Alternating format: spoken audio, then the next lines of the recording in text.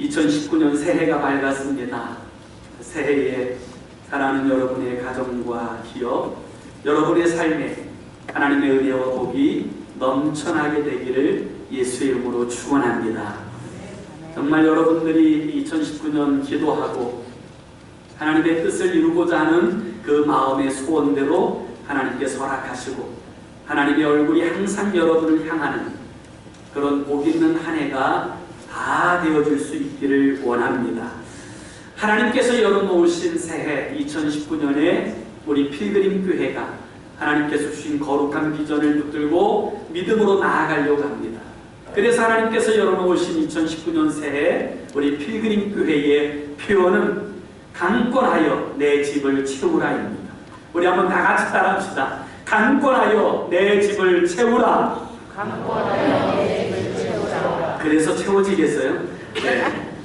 큰 목소리로 다시 한번 합시다. 강권하여 내 집을 채우라. 강권하여 내 집을 채우라. 네, 우리가 하나님의 집을 채우려면 우리의 입술부터 열려져야 될 것 같아요. 네, 큰 목소리로 우리가 담대히 강권하여 내 집을 채우라 고백하면서 우리가 정말 하나님의 집인 우리 필그림 교회를 2019년도에는 빈자리 없이 가득 채워 나갈 수 있기를 원합니다. 그리고 우리 한 사람 한 사람이 그 일에 쓰임받아질 수 있기를 원합니다. 오늘 성경은 하나님께서 이렇게 말씀하십니다.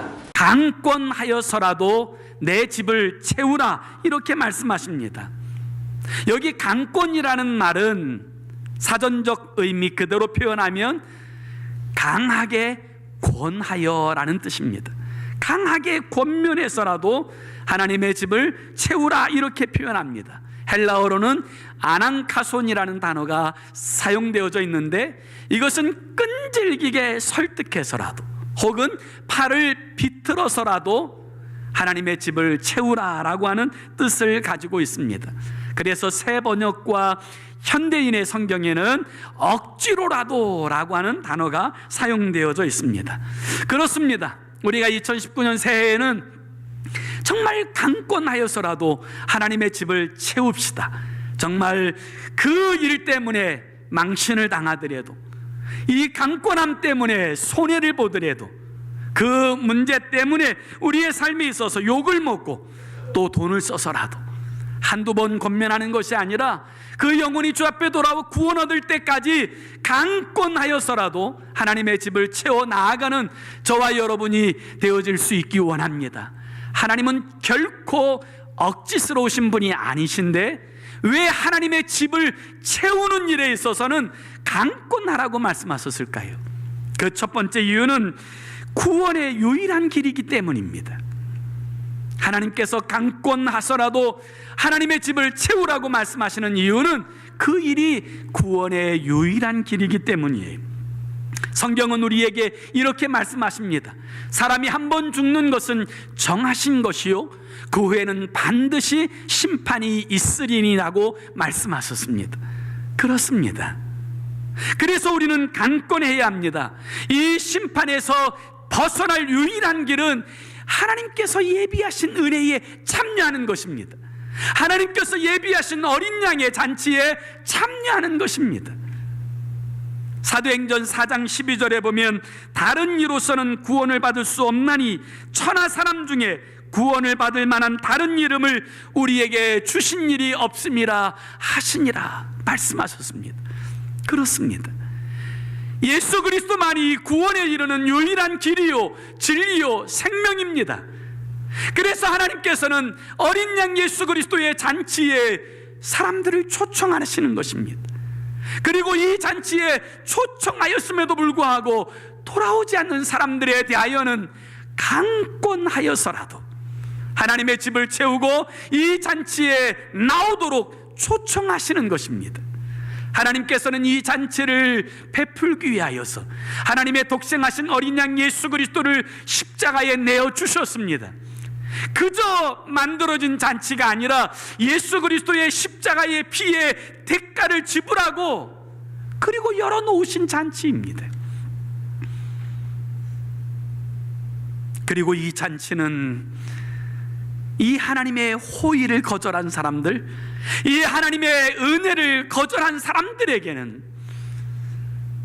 심판이 준비되어져 있는 까닭에 우리는 강권해서라도 한 영혼 한 영혼들이 주님께 돌아와 구원 얻도록 우리는 강권하여 주님의 교회를 채워야 되는 것입니다.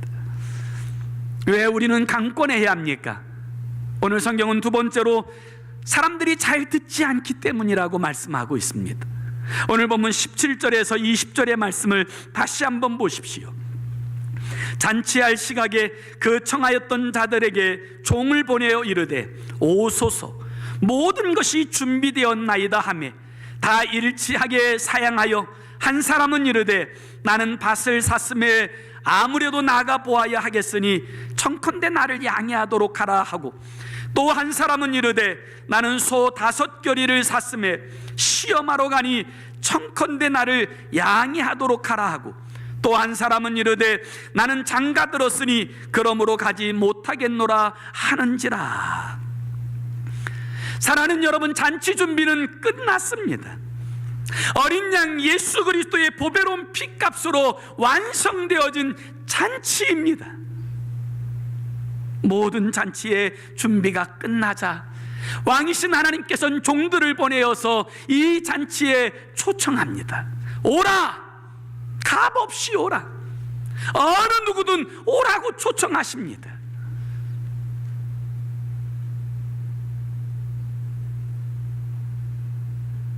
그런데 놀랍게도 사람들은 이 초청되어진 잔치의 자리에 나오지 않습니다. 나는 밭을 샀으니 아무래도 나아가 보아야 되겠으니 양해하도록 하라. 나는 소 5겨리를 샀으니 시험을 해보아야 될 터인즉 양해하도록 하라. 나는 장가 갔으니 못 가겠노라. 다 세상적이고 이기적인 이유 때문에 일시적인 변명을 가지고 하나님께서 예비해 놓으신 이 영광스러운 잔치의 초청을 거절합니다. 말은 그럴듯하지만 세상이 좋고 죄가 좋고 이 땅이 좋은 까닭에 하나님의 나라의 초청에는 갈 수 없다는 것입니다. 죄인들은 누구나 하나님의 초청을 거절합니다. 그런데 여러분 생각해 보십시오. 여러분, 이 초청이 얼마나 중차대한 초청입니까? 우리의 영원한 생명이 걸린 이 중차대한 초청에 지금 불이 났는데, 집에 불이 났는데 밭을 가겠습니까? 지금 전쟁이 났는데 신혼여행을 떠나겠습니까? 지금 집에 물이 가득하게 들어왔는데, 홍수가 났는데 여러분 놀이가 눈에 들어옵니까? 그럼에도 불구하고 죄인들은 하나님의 이 초청, 구원의 초청의 잔치에 모두 다 거절합니다. 어느 누구도 기쁜 마음으로 이 잔치의 초청에 들어올 마음이 없습니다. 그래서 강권하라는 것입니다. 그저 초청하면 오지 않기 때문에 하나님은 강권하라고 말씀하시는 겁니다. 발을 비틀어서라도 그 영혼이 구원받아야 되겠기에 하나님은 강권해서라도 내 집을 채우라고 그렇게 말씀하고 있는 것입니다. 우리는 왜 강권하여서라도 하나님의 집을 채워야 합니까? 세 번째로 이것은 주님의 명령이기 때문이라고 말씀하고 있어요. 주님의 명령이다. 오늘 21절의 말씀에 보면 이 초청에 응하지 않는 자들을 향하여 하나님께서 진노하세요. 그래서 21절에 이렇게 이야기합니다. 종이 돌아와 주인에게 그대로 고하니 이에 집주인이 노하여 그 종에게 이르되 빨리 시내의 거리와 골목으로 나가서 가난한 자들과 몸 불편한 자들과 맹인들과 저는 자들을 데려오라. 주님께서 첫 번째로 초청한 사람들은 유대인이에요. 그들은 온갖 핑계를 대고 이 초청에 거절합니다. 그러자 하나님께서는 이제 유대인만 아니라 모든 사람들을 초청하라. 시내와 길과 산울가로 나가서 가난한 사람들, 병든 사람들, 그 연약한 모든 사람들, 그들이 어떤 자리에 있던 사람이든 누구든 다 초청하라고 초청합니다. 후에 초청받은 사람들은 온 땅에 있는 이방인들이지. 어떤 죄인이라도 이 초청의 자리에 초대되어진다는 사실을 하나님께서는 그 종들을 통하여 말씀하신 것입니다. 그렇습니다. 사랑하는 여러분, 여러분은 이 거룩한 초청의 자리에 참여하게 된 것을 기쁨과 영광으로 알아야 됩니다. 그리고 우리에게는 동시에 또 다른 귀한 영혼들을 초청해야 될 이 영광스러운 직분이 주어졌다는 사실 또한 알아야 합니다. 그 영혼들을 주님께로 데리고 나오라고 하는 것은 하나님의 명령이에요. 이 명령을 따라 종들이 나가서 모든 곳에서 귀한 영혼들을 초청하였지만 아직도 자리가 비게 되어지자 오늘 본문 23절에 주님께서 다시금 말씀하십니다. 주인이 종에게 이르되 길과 산울타리가로 나가서 사람을 강권하여 다려다가 내 집을 채우라. 강권해서라도, 발을 비틀어서라도 내 집을 채우라. 이것은 폭력이 아니라 사랑의 적극적인 표현입니다. 하나님의 사랑의 안타까운 호소예요. 그렇습니다. 사랑하는 성도 여러분, 2019년도에는 주님의 이 명령 앞에 순종합시다. 어디든 가서 강권하여 어떤 사람이든 주님의 교회를 채우고 하나님의 집을 채워 나아갈 수 있기를 원합니다. 그 일을 위해서 하나님께서 우리를 먼저 부르신 줄로 믿습니다. 꿀벌이 10g의 꿀을 채취하기 위해서 6만 송이의 꽃을 찾아다닌다고 합니다. 그런데 그 꽃송이 하나마다 이 꿀벌은 60번씩 왕복하면서 꿀을 채취한다 그래요. 우리가 먹는 한 숟가락의 꿀을 얻기 위해서 꿀벌은 36만 번의 노동을 하면서 그 꿀을 모아둔 겁니다. 저는 우리에게도 이런 마음이 있었으면 좋겠어요. 하나님의 그 간절한 마음이 우리에게 좀 있었으면 좋겠어요. 한 영혼을 데리고 오려고 하는 하나님의 간절한 마음, 발을 비터서라도 어떻게 강권해서라도 주님의 집을 채우고자 하는 이 하나님의 마음이 우리에게 있었으면 좋겠어요.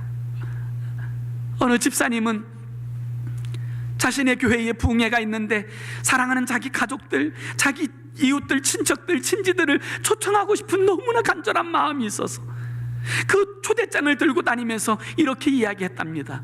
이걸 나의 부고장으로 좀 받아달라. 그러니까 그 사람들이 묻더래요. 왜 부고장이라고 이야기하느냐. 그때 그 집사님이 이렇게 이야기했답니다. 내가 죽은 후에 장례식장에 오지 않아도 되니까 이번 한 번만 제발 와달라. 이걸 나의 부고장으로 받아달라고 그렇게 요청을 하더랍니다.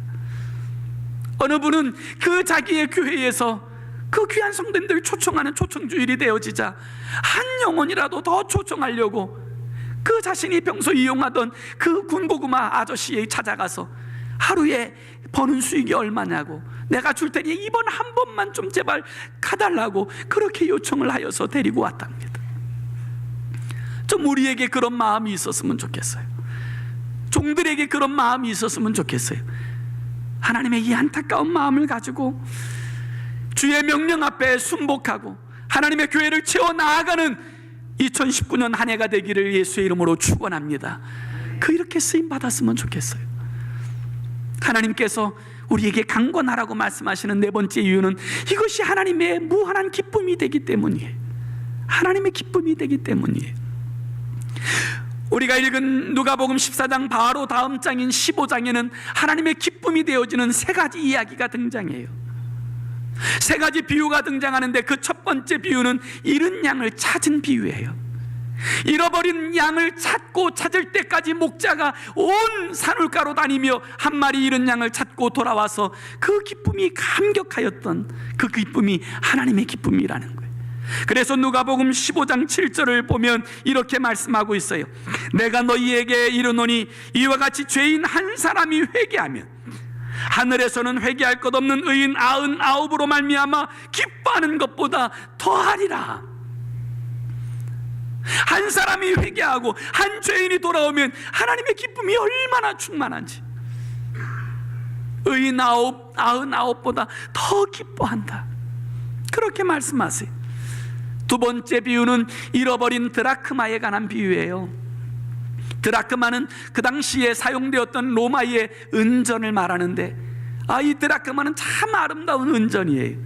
그래서 여인네들이 결혼하기 위한 폐물로서 이 드라크마를 모아서 가지고 다녔는데, 그 드라크마 하나를 잃어버렸어요.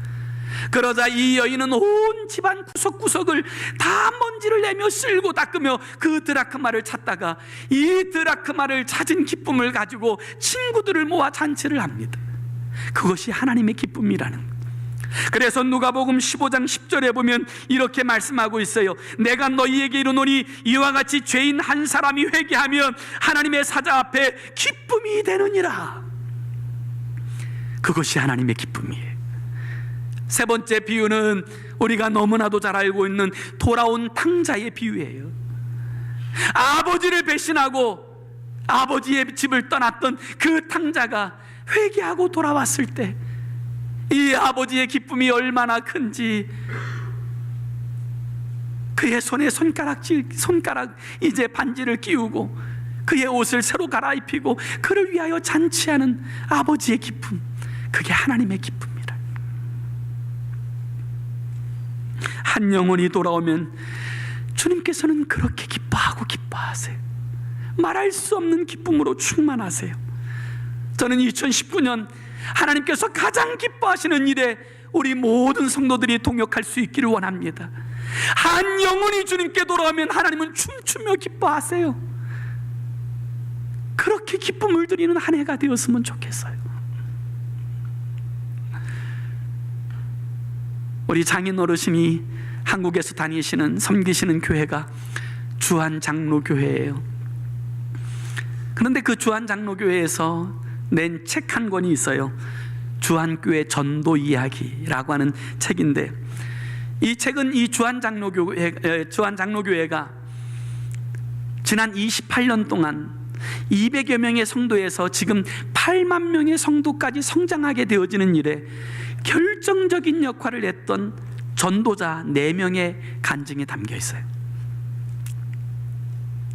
이 전도자들, 이 주한교회 전도왕들은 1년에 수백 명에서 많게는 수천 명까지 매해 전도하는 전도자들인데, 그 가운데 저는 그 책을 읽으면서 정말 감동되었던 한 사람의 이야기를 오늘 말씀의 마지막으로 전하려고 그래요. 이분은 안강자 권사님인데, 이분이 한 해에 전도를 많이 할 때는 9,350명 정도까지 전도한다 그래요. 그런데 이분이 원래는 예수 믿는 것을 지독히 싫어했던 분이랍니다. 너무너무 예수 믿는 게 싫고 교회 다니는 게 꼴보기 싫고, 자기 남편도 자기하고 똑같이 교회 다니는 걸 진짜 싫어하고 심지어는 혐오했던 사람들이었대. 그런데 그 집에 아들이 태어났는데 이 아들이 5대 독자예요. 이 5대 독자 아들이 태어났는데 이 아들이 태어난 지 얼마 되지 않아서 호흡기 질환으로 너무 고생하는 거예요. 그래서 이 문제를 해결해 보려고 정말 전국에 안 다녀본 병원이 없고 유명하다고 하는 닥터를 만나보지 않은 사람이 없답니다. 아무리 찾아다니고 아무리 돈을 들이고 아무리 애를 써도 이 아이가 고쳐지지 않는 거예요. 점점 더 심해지는 거예요. 너무너무 속상하고 안타까운 그런 시간들을 보내고 있었을 때 그 이웃에 있는 한 여집사님이 이분에게 전도하려고 찾아왔더라는 거예요. 예수 믿으라고 교회 나오시라고 초청하였다는 거예요. 그때 이분이 이렇게 이야기했답니다. 내 아이가 더 나빠져도, 상황이 더 안 좋아져도 나는 절대로 교회 안 갑니다. 그렇게 이야기했다는 거예요. 이런 지하에 거절했다는 거예요.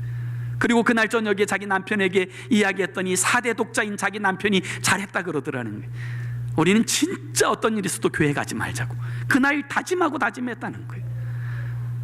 그런데 그 아들이 상태가 이제는 걷잡을 수 없을 만큼 한계 상황을 지나가고 있어요. 호흡기 질환 때문에 거친 숨을 내쉬며 죽어가는 그 아들을 보던 어느 날 이분이 견딜 수가 없어서 처음으로 그날 처음으로 하나님 앞에 기도했대요. 하나님, 진짜 하나님 계시다면, 진짜 당신이 살아계신 하나님이시라면, 진짜 당신이 인간의 생사와 복을 주관하시는 분이라면 내 아들 살려주세요. 내 아들 고쳐주세요. 그러면 제가 믿겠습니다. 제 삶을 하나님께 드리겠습니다. 처음으로 그날 그렇게 기도했다는 거예요. 그런데 놀랍게 그날부터 이 아이가 고침받는 거예요. 그날부터 놀랍게 회복이 되는 거예요. 치유가 되어지는 거예요. 그래서 몇 날이 지나지 못해서 이 아이가 병원에서 퇴원해요.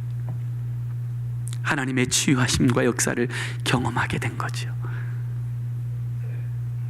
그는 그 일을 경험하고 나서 하나님이 두려워서 남편 몰래 교회를 출석하기 시작해요. 남편 몰래 교회를 다니기 시작해요. 그러다가 어느 날 이 남편 몰래 다니던 이 신앙생활이 발각이 되었던 그날, 이분은 남편에게, 그렇게 사랑하는 남편에게 죽도록 구타당하였답니다. 그렇게 얻어맞으면서도 이분이 마음으로 이렇게 결심했대요. 내 가슴에 칼이 들어와도 내가 하나님을 섬기고 하나님께서 기뻐하시는 이 전도를 내 일평생 감당할 것이다. 그렇게 하나님 앞에 서원했답니다.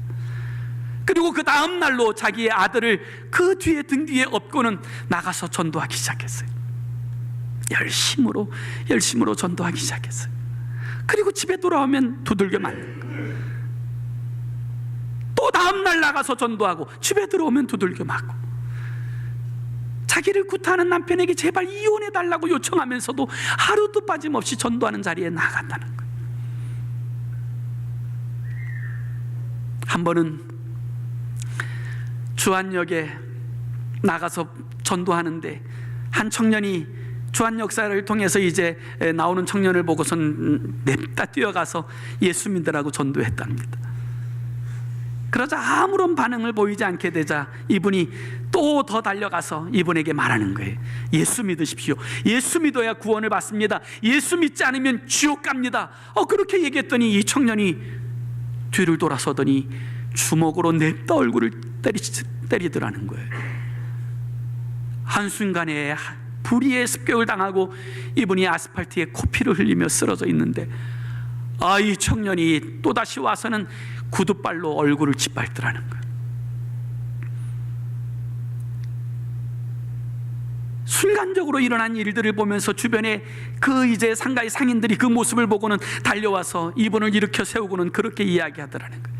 저 청년은 상종하지 말라고, 깡패도 저런 깡패가 없으니까 절대로 상종하지 말라고 그러면서 택시 태워서 보내더라는 거예요. 그렇게 집에 왔는데 일주일 후에 그 청년이 자신의 집으로 전화를 하더라는 거예요. 자신이 그동안 수없이 많은 사람들을 두들겨 패고 다녀도 조금도 마음에 가책이 없었는데 아줌마를 패고 난 그날부터 얼마나 마음이 힘들고 가책이 되고 날마다 떠올라서 한잠도 일주일 동안 자지 못하고 있다고 제발 용서해달라고 이야기하더랍니다. 그래서 그분이 이야기했어요. 예수 믿으십시오. 그러면 용서해 주겠습니다. 그러자 이분이 자신이 예수 믿겠다고 이야기하더래요. 예수 믿겠습니다. 그리고 정말 자기의 약속대로 이분이 교회를 나왔어요. 그리고 이분이 은혜를 받고 신학 공부를 했어요. 지금은 이분이 필리핀 선교사로 사역하고 있어요. 김기영 선교사님이라고 그렇게 알려져 있는데, 온갖 핍박 가운데도 하나님께서 기뻐하시는 일이라고 하니까 하루도 빠짐없이 이 복음을 전도하는 일에 힘써 참여하였답니다. 그런데 어느 날 자기를 날마다 구타하던 남편이 자기의 집으로 들어오려고 아파트 현관문을 열고 들어오는데 1층에 문을 들고 오는데 하나님의 성령께서 임재하신 거예요. 걷잡을 수 없이 눈물이 나더라는 거예요. 그리고 4층에 자기의 집인 4층에 올라와서는 감당할 수 없이 통곡하면서 바닥에 주저앉아서는 이렇게 이야기하더래요. 하나님, 제가 항복합니다. 제가 예수 믿겠습니다. 하나님, 주님 섬기겠습니다. 그렇게 이야기하더라는 거예요.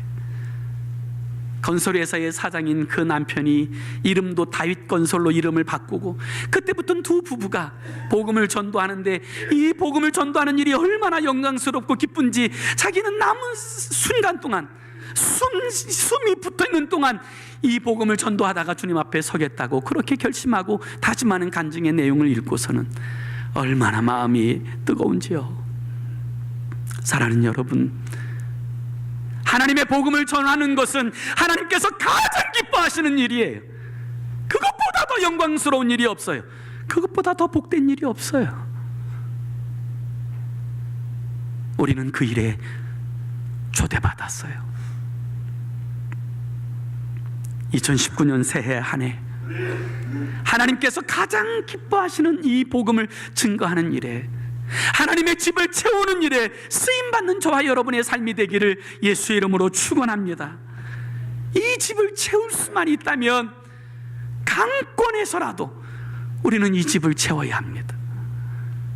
여러분, 이 강권함은 복된 강권이에요. 이 세상에서는 잘못된 강권도 많지 않습니까? 죄 짓는 걸 강권하는 사람도 있어요. 도박하는 걸 강권하는 사람도 있어요. 술 마시는 걸 강권하는 사람도 있어요. 그런데 여러분, 구원을 위해서 강권하는 일은 얼마나 복됩니까? 그 생명을 살리기 위하여 강권하는 일은 얼마나 복됩니까? 예수 믿으라고 하는 이 강권, 그 일에 쓰임받는, 정말 강권하여서 하나님의 기쁨이 되는 저와 여러분의 삶이 되기를 예수의 이름으로 축원합니다.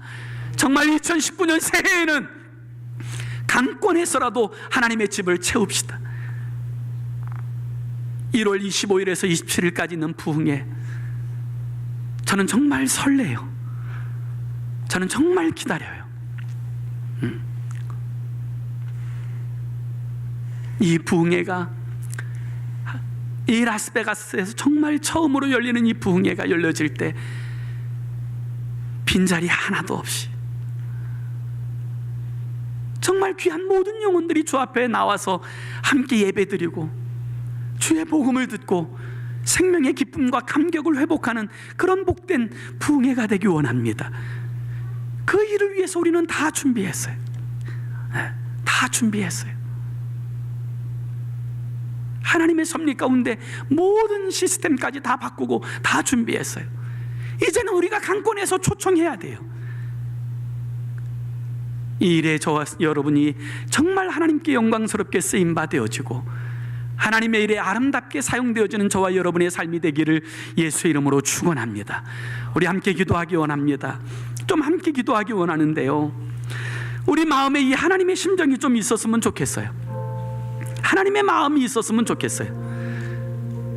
한 영혼이 돌아올 때 하나님이 얼마나 기뻐하시는지, 이 하나님의 심정, 한 영혼이 돌아오지 않을 때 하나님이 얼마나 안타까워하시는지 이 하나님의 심정이 있었으면 좋겠어요. 그래서 주님은 강권하라고 말씀하세요. 강제로라도, 발을 비틀어서라도, 어떤 대가를 지불해서라도 내 집이 채워졌으면 좋겠다. 오늘 이 하나님의 마음이 우리에게 있게 되기 원합니다.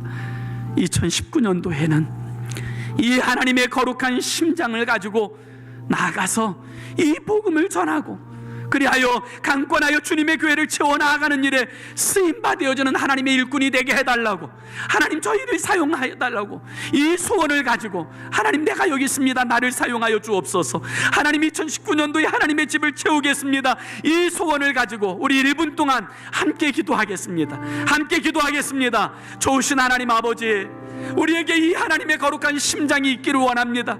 하나님의 이 거룩한 마음이 있기를 원합니다. 하나님의 집이 채워지기를 원하는 이 하나님의 소원을 가지고 종들은 나가서 아버지 하나님이 초청하였습니다.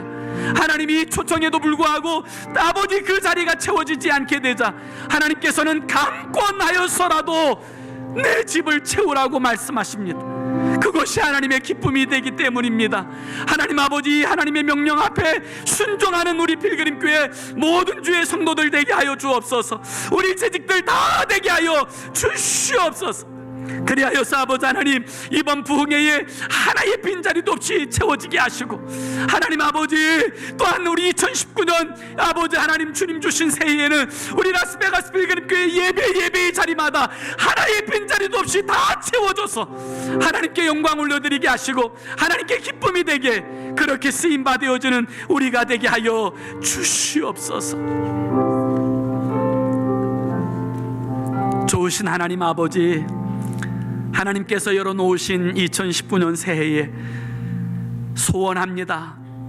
하나님이 기뻐하시는 것 나도 기뻐하고, 하나님이 기뻐하시지 않는 것 나도 기뻐하지 않는 삶을 살기 원합니다. 하나님께서 가장 기뻐하시는 것, 그것은 영혼의 구원입니다. 하나님의 집이 채워지는 것입니다.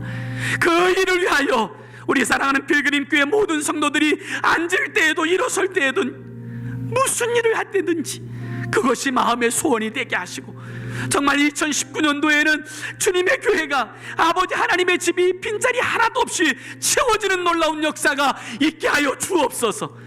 그리고 그 일에 우리 한 사람 한 사람 쓰여지게 하여 주시옵소서. 예수님의 이름으로 간절히 기도 올리옵나이다. 아멘.